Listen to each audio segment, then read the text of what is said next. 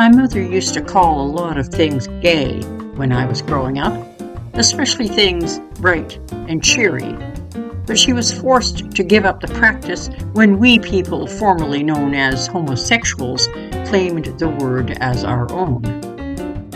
Gay started off as a tidy, ambidextrous moniker, standing in nicely for both men and women. But like it is with so many other things, men took it over, and we girls were left with the not-so-happy-sounding lesbian. Still, lesbian was better than odd girl out or twisted sister or worse.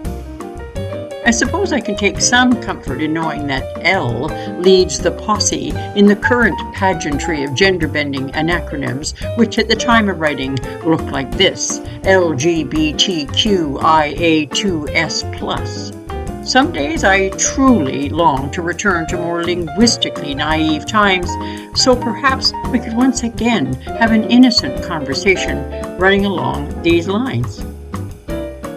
Even though the weather was rather queer for July, the party was terrifically gay, and I met several friends of Dorothy, who was wearing the most magnificent beaver as she stepped out of the closet.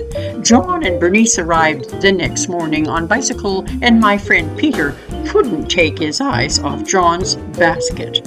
Peter was pulling on a fag at the time and asked John if he was packing. The boys set off for an afternoon of water sports, and I stayed home with Bernice, who had been so kind the night before as to dive for my muff after I toppled into the pond. She asked if I mind getting so thoroughly wet, and I replied, not at all.